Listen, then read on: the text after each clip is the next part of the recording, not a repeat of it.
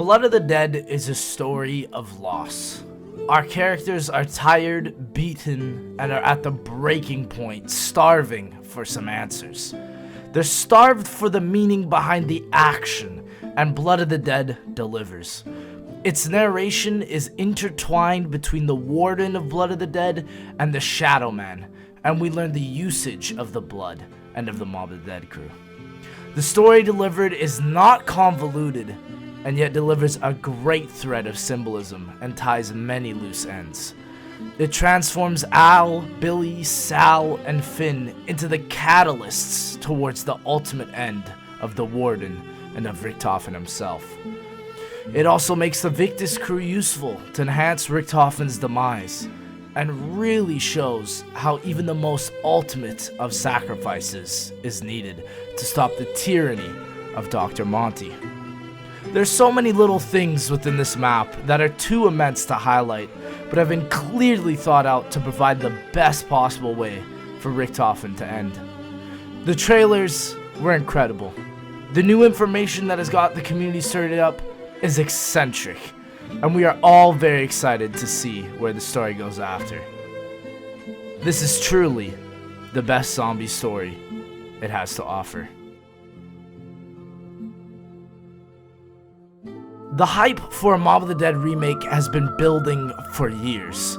Ever since Chronicles missed the Alcatraz fan favorite, we've been asking for it and going crazy, and now it's finally here. But was it what we wanted? Was it the map to be the best one of the greatest zombie maps of all time? The answer, unfortunately, is no. There are amazing aspects of Blood of the Dead, such as the catwalk, which is a great thrill and rush of a zombie's experience, or the underground lava areas to get both the Hell's Retriever and Redeemer. One of the greatest things I have to commend them for is how the map blends its new and old parts. To get to what we know and love, we have to first go through the new aspect of Blood of the Dead, and I think that symbolizes so much of this map, and is a great way of storytelling.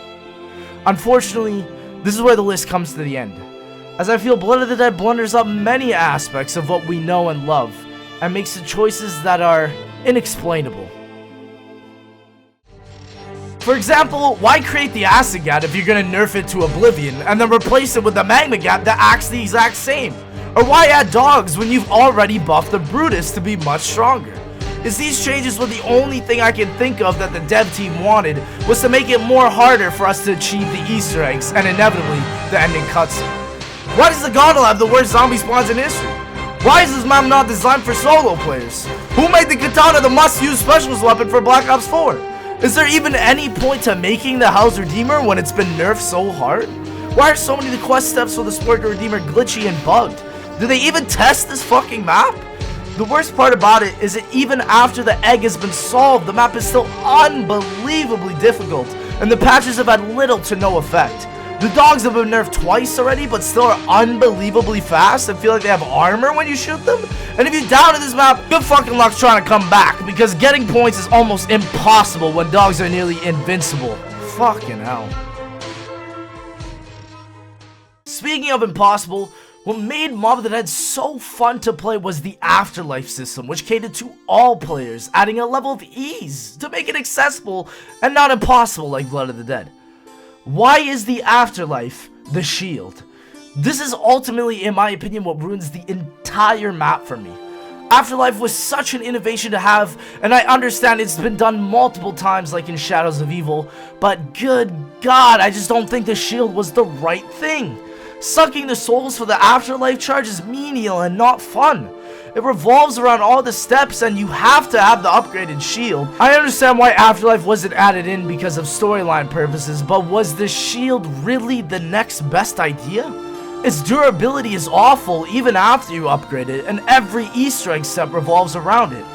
And it doesn't add that prison escape aspect that Mob of the Dead had, where Blood of the Dead just feels like another map. Blood feels like I'm the warden with the shield and key, whereas Mob made me feel like the prisoner escaping, which was a much more entertaining experience. Who on the right mind wants to sit and scope through every bit of the map with a fucking shield? Nobody. That's why this Easter egg took fucking forever, because its design is horrendous. Imagine if the afterlife was from the Shadow Man's point of view. So instead of being an afterlife, you could get up to a crane outlook like in Assassin's Creed and have different abilities from one spot or shift certain objects. I think that would be way more interesting and would tie in with the lore of the Shadow Man or Al Arlington even as the bird. I think the flow of the Blood of the Dead map is okay up until the shield is added, which completely sucks the fun out of what made Mob a special map. Cruel in my opinion. The boss fight is also very underwhelming and doesn't even stand close to 9's legendary elephant fight and Voyage's Eye of Odin. I just wish that Treyarch didn't have the mentality of making it as difficult as possible, but actually just focus on making an enjoyable Easter egg. And look at the community now.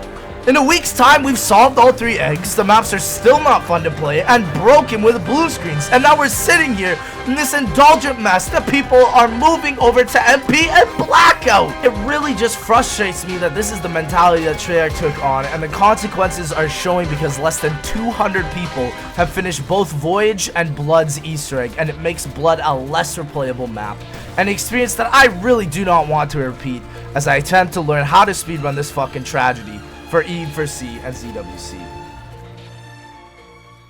Blood of the Dead wraps up and starts a new chapter in our story, while creating satisfying story threads that the community were in tears for, but with its terrible gameplay aspect, it's very difficult for me to like this map. After countless failed attempts on Easter egg runs and a multitude of deaths, I just don't want to try for this broken map anymore, and that saddens me because pre-release I thought Blood and Voyage were going to be the 2 greatest. If you are the casual player that loves to hang with your buddies and get to high rounds, Blood of the Dead will be a good experience, but for someone such as Easter egg hunters, high rounders, or even YouTubers, streamers, this is an awful excuse of what Mob of the Dead truly deserved. Rest in peace, Blood of the Dead. Ashes cleanse the ordinary. Where are we going from here? Do we let go of all we know? Are we all blinded by fear? Where do we go when we let go? Where are we